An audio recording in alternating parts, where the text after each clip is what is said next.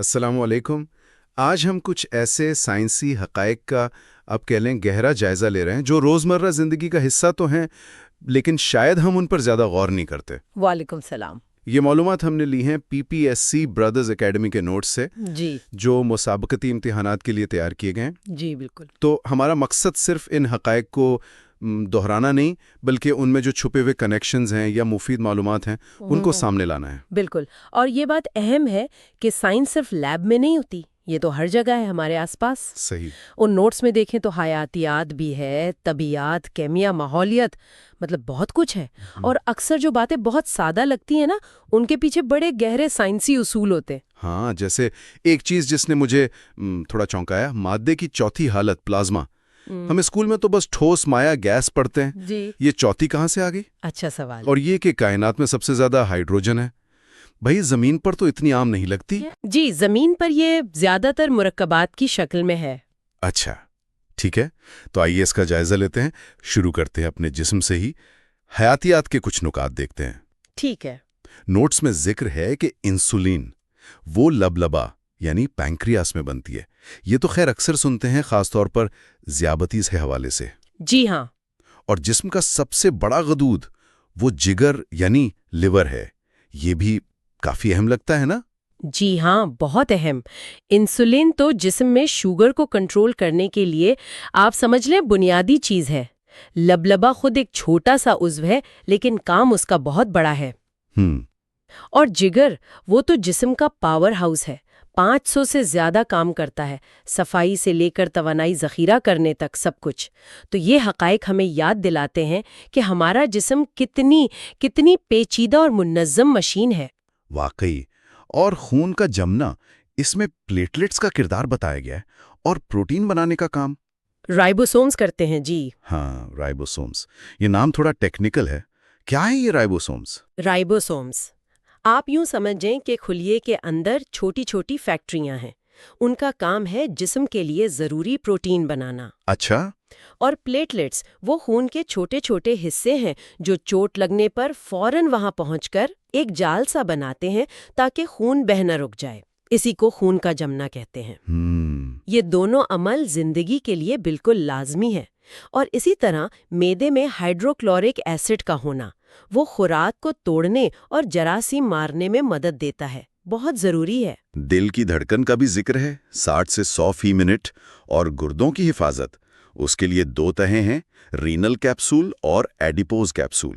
یہ تفصیلات بتاتی ہیں کہ جسم کیسے اپنے نازک حصوں کی حفاظت کرتا ہے۔ بالکل، ایڈیپوز کیپسول تو چربی کی ایک تہ ہے جو جھٹکوں سے بچاتی ہے، جیسے کسی نازک چیز کے گرد پیکنگ ہوتی ہے نا۔ ہاں ہاں بالکل۔ بس ویسے ہی یہ چھوٹی چھوٹی تفصیلات جسم کے ڈیزائن کی ذہانت دکھاتی ہیں، اور دل کی دھڑکن، اس کی رفتار تو صحت کا ایک اہم اشارہ ہے۔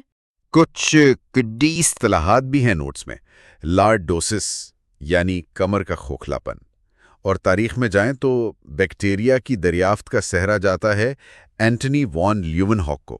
اوہ، لیون ہاک۔ جی، انہوں نے تو خوردبین سے ایک نئی دنیا ہی دکھا دی تھی۔ لیون ہاک کا کام واقعی انقلابی تھا۔ انہوں نے پہلی بار ان ننھے جانداروں کو دیکھا جنہیں آج ہم بیکٹیریا کہتے ہیں۔ اور یہ حرکت کیسے کرتے ہیں؟ فلیجیلا سے؟ جی، فلیجیلا سے۔ وہ چھوٹی دموں کی طرح ہوتی ہیں اور انہیں تیرنے میں مدد دیتی ہیں۔ یہاں دلچسپ بات یہ ہے کہ یہ جو خوردبینی دنیا ہے نا، یہ ہماری صحت، ماحول، ہر چیز پر اثر انداز ہوتی ہے۔ بالکل، جیسے ملیریا جو مچھروں سے پھیلتا ہے، اس کی دریافت کا سہرا رونلڈ راس کے سر ہے، یہ بھی ایک بہت بڑی کامیابی تھی۔ یقیناً۔ اور ہماری ریڑھ کی ہڈی، اس میں اعصاب کے 31 جوڑے ہیں جو پورے جسم میں پیغام پہنچاتے ہیں، اور خون کی رفتار شریانوں میں 30 سے 40 سینٹی میٹر فی سیکنڈ، یہ تو کافی تیز ہے۔ جی بہت تیز۔ یہ رفتار یقینی بناتی ہے کہ آکسیجن اور خوراک جسم کے ہر حصے تک جلدی پہنچے۔ اچھا، لیون ہک اور راس کی دریافتوں میں دیکھیں تو کئی 100 سال کا فرق ہے۔ ہاں یہ تو ہے۔ لیکن دونوں نے بیماریاں سمجھنے اور ان سے لڑنے میں ہماری مدد کی۔ ایک نے جرثوموں کی دنیا دکھائی، دوسرے نے بتایا کہ بیماری پھیلتی کیسے ہے۔ حیاتیات میں اور بھی بہت کچھ ہے، جیسے سائنو بیکٹیریا نائٹروجن فکسیشن کرتے ہیں، یہ کیا عمل ہے؟ نائٹروجن فکسیشن، دیکھیں ہوا میں نائٹروجن تو بہت ہے نا؟ جی۔ لیکن پودے اسے براہ راست استعمال نہیں کر سکتے۔ تو साइनोबैक्टीरिया जैसे कुछ जानदार क्या करते हैं कि वो हवा की नाइट्रोजन को ऐसी शक्ल में बदल देते हैं जिसे पौधे जज्ब कर सकें। मतलब वो पौधों के लिए एक तरह से खाद बनाते हैं। ये जमीन पर जिंदगी के लिए बहुत ही अहम अमल है। वाह, कमाल है। अच्छा, और एक जानवर है पाइका। ये सर्द इलाकों में रहता है मगर हाइबरनेट नहीं करता, यानी सर्दियों में सोता नहीं। जी, ये सर्दियों में भी फाल रहता है। और फॉसिल्स का जिक्र है, प्लीसियोडर्म, आर्कियोप्टेरिक्स। आर्कियोप्टेरिक्स तो वो मशहूर परिंदे जैसा डायनासोर है ना? बिल्कुल वही। आर्कियोप्टेरिक्स को डायनासोर और परिंदों के दरमियान एक अहम कड़ी समझा जाता है। ये फॉसिल्स हमें जमीन पर जिंदगी के इर्तिका की कहानी सुनाते हैं। इसी तरह हयातियात में एक तस्वुर है शरीके गालिबियत यानी को डोमिनेंस। इसकी मिसाल MN ब्लड ग्रुप है। इसका मतलब है कि वालदैन से मिलने वाली दो मुख्तलिफ खुसूसियात यानी जीन्स एक साथ जाहिर होती है, कोई एक दूसरे पर गालिब नहीं आती। अच्छा, यानी दोनों अपना असर दिखाती हैं। जी बिल्कुल। फिर माहौलियाती निज़ाम में खरगोश वो बुनियादी सारिफ है, यानी पौधे खाता है। और तापकारी का असर ये उन खलियों पर ज्यादा होता है जो तेजी से तकसीम होते हैं, जैसे कैंसर के खुलिये या बालों के खुलिये। हाँ, इसीलिए तो कैंसर के इलाज रेडियोथेरेपी में बाल गिर जाते हैं। सही, ये बात अब समझ आई। और दो तरफा तवाजुन यानी बायलैटरल सिमेट्री, जिस्म का दाएं और बाएं तरफ से एक जैसा होना, ये ज्यादातर हरकत करने वाले जानदारों में पाया जाता है। क्यों? इसका क्या फायदा है? इससे तवाजुन कायम रखने में मदद मिलती है, सिमत का तयन आसान होता है और शिकार करने या शिकारी से बचने में भी आसानी होती है।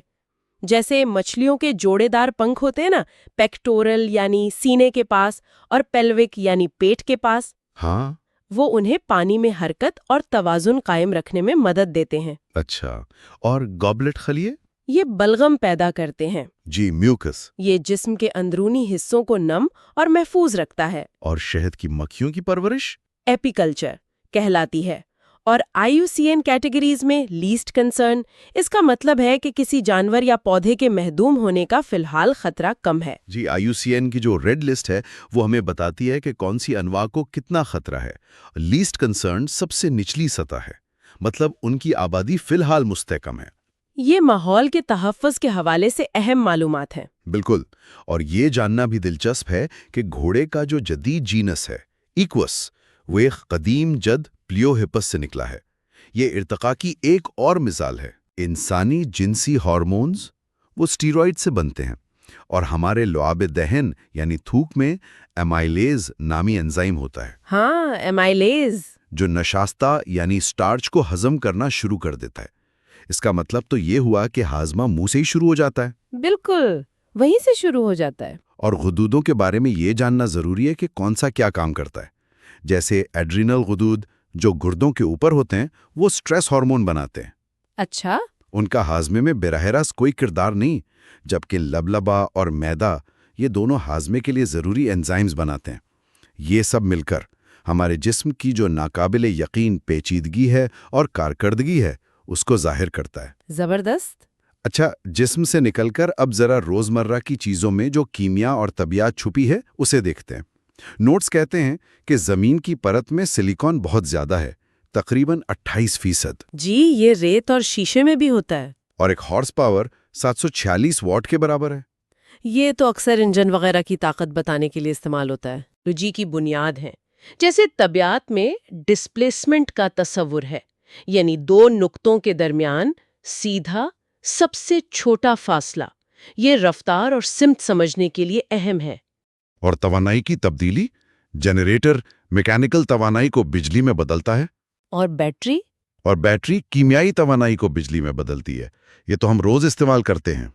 अच्छा, और हीरा, वो सबसे सख्त मादा है। जी, कार्बन की एक शक्ल। और एक्सरे, इसकी दरियाफ्त विल्हेम रॉन्चन ने की। क्या जबरदस्त दरियाफ्त थी। यकीनन, एक्सरे ने तो मेडिकल तशखीस में इनकलाब बर्पा कर दिया। और बरकी रो यानी करंट को नापने के लिए एमीटर इस्तेमाल होता है। ये बिल्कुल बुनियादी साइंसी आलात हैं। गाड़ियों में पीछे देखने वाला शीशा वो मुहद्दब यानी कॉन्वेक्स होता है। हाँ, ताकि ज्यादा वसी मंजर नजर आए। चीजें थोड़ी छोटी नजर आती हैं, लेकिन एरिया ज्यादा कवर होता है। ये भी बताया गया है कि तमाम तेजाबों यानी एसिड्स में हाइड्रोजन लाजमी होती है। اور بلڈ پریشر ناپنے والے آلے کا نام تو بڑا ہی دلچسپ ہے، سفگمومینومیٹر۔ ہاں نام تھوڑا مشکل ہے، مانتی ہوں، لیکن کام بہت اہم کرتا ہے۔ ہاں وہ تو ہے۔ اگر ہم اسے بڑی تصویر سے جوڑے تو یہ بنیادی اصول ہمیں کائنات اور اس کے مظاہر کو سمجھنے میں مدد دیتے ہیں۔ جیسے آپ نے شروع میں ذکر کیا تھا مادے کی چوتھی حالت پلازما کا۔ ہاں پلازما۔ وہ زمین پر تو کم ہے لیکن کائنات میں بہت عام ہے۔ ستاروں میں، بجلی کی چمک میں یہ اصل میں انتہائی گرم آیونائزڈ گیس ہوتی ہے۔ اچھا، تو ستاروں میں پلازما ہوتا ہے۔ واہ! میکینیکل توانائی کی 2 قسمیں ہیں، پوٹینشل یعنی ذخیرہ شدہ توانائی جیسے اونچائی پر رکھی چیز میں، جی اور دوسری کائنیٹک یعنی حرکت کی توانائی۔ جی اور روشنی کی رفتار 3 لاکھ کلومیٹر فی سیکنڈ، یقین نہیں آتا۔ یہ رفتار کائنات کی حد ہے۔ اچھا، زلزلے کی شدت رکٹر سکیل پر ناپی جاتی ہے۔ یہ اصل میں زلزلے سے نکلنے والی توانائی کی پیمائش ہے۔ غباروں میں ہائیڈروجن کیوں استعمال ہوتی ہے؟ اچھا، کیونکہ یہ سب سے ہلکی گیس ہے بالکل، ہوا سے بھی ہلکی، اس لیے غبارے اوپر اٹھتے ہیں۔ اور کائنات میں بھی سب سے زیادہ یہی ہائیڈروجن ہے نا؟ دلچسپ۔ جی، پکانے والی گیس جو ہم استعمال کرتے ہیں LPG، وہ پروپین اور بیوٹین کا مکسچر ہے۔ اور نیوٹن کا پہلا قانون، جمود کا قانون، لا آف انرشیا۔ جی، یہ کہتا ہے کہ کوئی چیز اپنی حالت مطلب سکون یا حرکت خود نہیں بدلتی جب تک اس پر کوئی باہر سے قوت نہ لگے۔ ہاں، یہ تو روزمرہ میں نظر آتا ہے، جیسے گاڑی اچانک رکے تو ہم آگے کو جھک جاتے ہیں۔ بالکل، اور پینسل میں جو سکہ ہوتا ہے وہ اصل میں گریفائٹ ہے۔ یہ کاربن کی ایک شکل ہے اور کافی چکنا یعنی لیوبریکنٹ بھی ہوتا ہے۔ اچھا، تبھی لکھنے میں روانی آتی ہے۔ جی، اور تھرمس فلاسک، اس میں ویکیوم یا انسولیشن ہوتی ہے تاکہ حرارت اندر یا باہر نہ جا سکے اور چیزیں گرم یا ٹھنڈی رہیں۔ ایک سویڈبرگ یونٹ کا ذکر ہے، یہ کس لیے ہے؟ سویڈ لکھا تھا۔ چھٹ کی شرح یعنی سیڈیمنٹیشن ریٹ ناپنے کی اکائی ہے۔ تلچھٹ کی شرح مطلب جب انہیں سینٹریفیوج میں گھمایا جاتا ہے تو وہ کتنی تیزی سے نیچے بیٹھتے ہیں، اس سے ان کے سائز اور شکل کا اندازہ ہوتا ہے۔ اوہ، اچھا، خاصا ٹیکنیکل ہے۔ تاریخ میں جائیں تو پہلا میکینیکل کیلکولیٹر بلیز پاسکل نے بنایا تھا۔ جی، پاسکلین۔ اور کمرے کے درجہ حرارت پر مائع حالت میں پائی جانے والی واحد غیر دھات یعنی نان میٹل برومونین ہے۔ پارا مرکری وہ بھی مائع ہے لیکن وہ دھات ہے۔ صحیح کہا۔ اور پولی تھین جو شاپر بیگ وغیرہ میں استعمال ہوتی ہے وہ ایک تھرمو پلاسٹک ہے، یعنی گرم کرنے پر نرم ہو جاتی ہے اور ٹھنڈا کرنے پر سخت۔ اسے بار بار شکل دی جا سکتی ہے۔ سورج کے بارے میں ایک حیران کن حقیقت یہ ہے کہ اسے بنے تقریباً 4.5 ارب سال ہو گئے ہیں، اور اس دوران اس نے اپنا تقریباً آدھا ہائیڈروجن ایندھن جلا لیا ہے۔ جی، لیکن فکر کی بات نہیں، ابھی اربوں سال باقی ہیں۔ ہاں، شکر ہے۔ آگ بجھانے والے آلات میں کاربن ڈائی آکسائڈ یعنی CO2 استعمال ہوتی ہے۔ کیوں؟ کیونکہ یہ آکسیجن کو ہٹا دیتی ہے، اور آگ جلنے کے لیے آکسیجن ضروری ہے، تو آکسیجن نہیں تو آگ نہیں۔ سمپل۔ ریفریجریٹر کیسے کام کرتا ہے؟ وہ تھرمو ڈائنامکس کے اصولوں پر کام کرتا ہے۔ خاص طور پر گیس جب پھیلتی ہے تو ٹھنڈی ہو جاتی ہے، یہ اصول استعمال ہوتا ہے۔ وہ حرارت کو فریج کے اندر سے باہر منتقل کرتا ہے۔ اچھا، اور یہ کہ انسان نے سب سے پہلے تانبا یعنی کاپر دھات دریافت کی اور استعمال کی؟ جی، یہ کونسی کے دور سے بھی پہلے کی بات ہے، اور حفاظتی ماچس کی تیلی پر وہ سرخ فاسفورس لگا ہوتا ہے۔ کوئلہ گیس وہ ہائیڈروجن، میتھین اور کاربن مونو آکسائڈ کا مرکب ہے۔ اچھا، گھروں میں فالس سیلنگ کیوں لگاتے ہیں؟ نوٹس کہتے ہیں انسولیشن اور ٹھنڈک بہتر کرنے کے لیے۔ جی، اس کی وجہ یہ ہے کہ چھت اور فالس سیلنگ کے درمیان ہوا کی ایک تہ بن جاتی ہے۔ ہوا جو ہے وہ حرارت کی اچھی انسولیٹر ہے، تو یہ گرمی کو روکتی ہے اور کمرے کو ٹھنڈا رکھنے میں مدد کرتی ہے۔ اچھا، یہ بات ہے۔ طبیعت کا ایک اور سادہ سا اصول، جب آپ گیند اوپر پھینکتے ہیں تو بالکل اونچے مقام پر پہنچ کر ایک لمحے کے لیے اس کی رفتار 0 ہو جاتی ہے نا؟ جی بالکل 0، پھر وہ نیچے آنا شروع ہوتی ہے۔ کیمیا میں آبی محلول یعنی ایکوس سولوشن وہ ہوتا ہے جس میں پانی سالوینٹ ہو یعنی حل کرنے والا، جیسے نمک پانی میں حل کر دیں۔ جی، اب مائکروسکوپ کے آئی پیس میں جو ایڈجسٹمنٹ ہوتی ہے آنکھ کے مطابق فوکس کرنے کے لیے، وہ ڈائیوپٹر کہلاتی ہے۔ یہ ساری مثالیں یہ بتاتی ہیں کہ یہ اصول ہماری دنیا اور ٹیکنالوجی میں کیسے رچے بسے ہوئے ہیں۔ بالکل۔ یہ صرف امتحانی حقائق نہیں ہے، یہ ہماری دنیا کو چلانے والے قانون ہیں۔ اب ذرا زمین اور ماحول کی طرف آتے ہیں۔ ہم نے ذکر کیا کہ زمین کی پرت میں آکسیجن اور سلیکون سب سے زیادہ ہیں۔ اور دھاتوں میں ایلومینیم۔ ہاں، ایلومینیم۔ اچھا، ریلوے پٹریوں کے درمیان خلا کیوں چھوڑا جاتا ہے؟ یہ تھرمل ایکسپینشن یعنی حرارتی پھیلاؤ کی وجہ سے ہے۔ گرمیوں میں دھوپ سے پٹریاں گرم ہو کر پھیلتی ہیں۔ اگر ان کے درمیان خلا نہ ہو تو وہ پھیل کر ٹیڑھی ہو سکتی ہیں اور حادثہ ہو سکتا ہے۔ یہ طبیعت کا ایک بڑا عملی اطلاق ہے۔ واقعی، سورج کی سطح کا درجہ حرارت تقریباً 5778 کیلون، بہت ہی زیادہ، اور زمین کا ماحول یہ 10,000 کلومیٹر تک پھیلا ہوا ہے۔ جی، اگرچہ زیادہ تر گیسیں نچلی تہوں میں ہی ہوتی ہیں۔ اچھا، ایک اہم ماحولیاتی نقطہ یہ ہے کہ جانور اور درخت یہ ماحولیاتی تبدیلیوں کے اثرات کو کم کرنے میں مدد دے سکتے ہیں، یعنی وہ بفر کا کام کرتے ہیں۔ بفر کا کام کیسے؟ جیسے جنگلات ہیں، وہ فضا سے کاربن ڈائی آکسائیڈ جذب کرتے ہیں، جو گلوبل وارمنگ کی بڑی وجہ ہے۔ اس طرح وہ تبدیلی کے اثر کو کم کرتے ہیں۔ اچھا، نظام شمسی کا وہ ماڈل جس میں سورج مرکز میں ہے، وہ کوپرنکس نے پیش کیا تھا۔ زمین کا سورج کے گرد چکر ریولوشن کہلاتا ہے۔ اسی سے موسم بدلتے ہیں۔ جی، اور کسی علاقے کے تمام پودوں کو مجموعی طور پر فلورا کہتے ہیں۔ یہ اصطلاحات ماحول اور ہمارے سیاروں کے نظام کو سمجھنے میں مدد دیتی ہیں، لیکن تشویشناک بات یہ ہے کہ جنگلات کی کٹائی کی ایک بڑی وجہ شہری آبادی میں اضافہ یعنی اربنائزیشن ہے۔ جی، یہ ایک بڑا مسئلہ ہے۔ جیسے جیسے شہر پھیلتے ہیں، جنگلات کٹتے جاتے ہیں، اور موسم کا مطالعہ وہ موسمیات یعنی میٹیریولوجی کہلاتا ہے۔ یہ ہمیں ان انسانی سرگرمیوں کی طرف لے جاتا ہے جن کا ماحول پر اثر پڑتا ہے۔ مٹی کا کٹاؤ یعنی سوئل ایروژن، اس کی وجوہات میں جنگلات کی کٹائی، جانوروں کا زیادہ چرنا اور تعمیراتی کام شامل ہیں۔ اس سے زمین کی زرخیزی کم ہوتی ہے۔ اور گلوبل وارمنگ کے اثرات تو اب ہم اپنی آنکھوں سے دیکھ رہے ہیں۔ شدید موسم، کہیں سیلاب تو کہیں خشک سالی، سمندر کی سطح کا بلند ہونا اور بہت سی جنگلی حیات کا خاتمہ، یہ واقعی ایک بہت بڑا چیلنج ہے۔ تاج محل کے سنگ مرمر کا رنگ جو خراب ہو رہا ہے، اسے ماربل کینسر کہا جاتا ہے، اور اس کی وجہ تیزابی بارش یعنی ایسڈ رین ہے۔ جی، تیزابی بارش۔ یہ کیسے بنتی ہے تیزابی بارش؟ فیکٹریوں اور گاڑیوں سے جو گیسیں نکلتی ہیں، خاص طور پر سلفر ڈائی آکسائیڈ اور نائٹروجن آکسائیڈز، وہ ہوا میں پانی کے ساتھ مل کر تیزاب بناتی ہیں۔ پھر جب بارش ہوتی ہے تو یہ تیزاب پانی کے ساتھ زمین پر آتا ہے اور نقصان پہنچاتا ہے۔ بالکل، عمارتوں کو، فصلوں کو، جھیلوں اور دریاؤں میں رہنے والی زندگی کو۔ فوسل فیول یعنی کوئلہ، تیل، گیس جلانے کے یہی بڑے نقصانات ہیں۔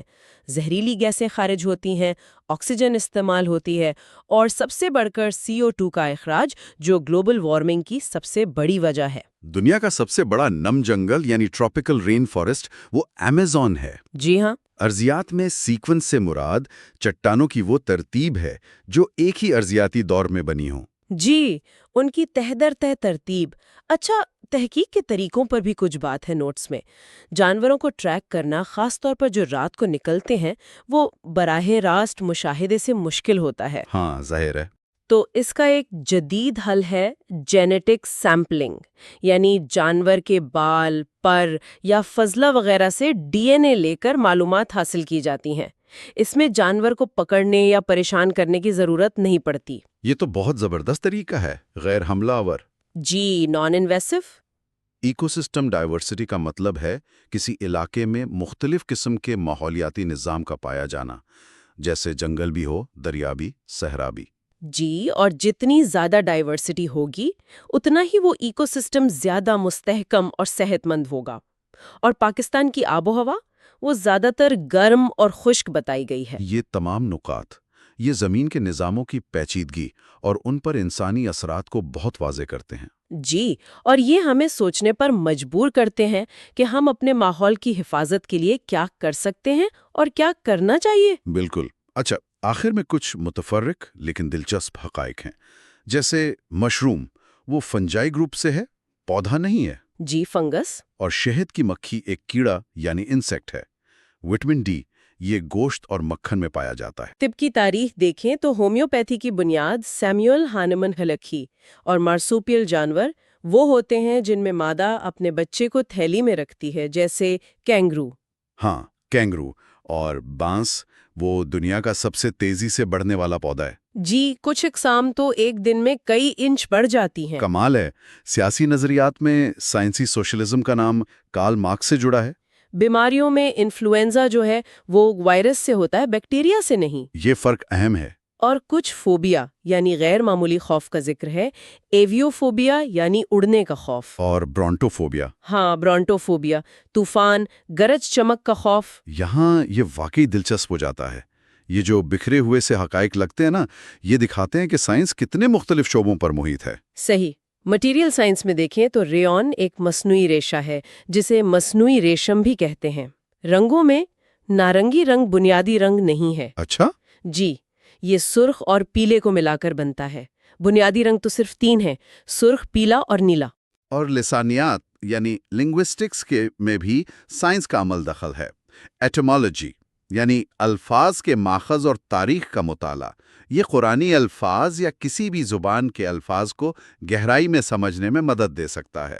بالکل، یہ تنوع ظاہر کرتا ہے کہ سائنسی طریقہ کار اور سائنسی سوچ کس طرح ہر جگہ کارآمد ہو سکتی ہے، چاہے وہ حیاتیات ہو، کیمیا ہو، نفسیات ہو یا پھر زبان کا مطالعہ ہو۔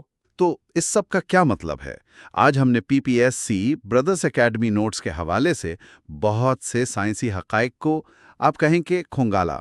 جی، ہم نے دیکھا کہ انسانی جسم کیسے کام کرتا ہے، روزمرہ کی چیزوں کے پیچھے کیا سائنس چھپی ہے، ہمارا سیارہ کن چیلنجز کا سامنا کر رہا ہے، اور بھی بہت کچھ۔ جی، ہم نے انسولین سے بات شروع کی تھی اور کائنات میں ہائیڈروجن کی فراوانی تک پہنچے، بلیس پاسکل کے کیلکولیٹر سے لے کر تیزابی بارش کی وجوہات تک۔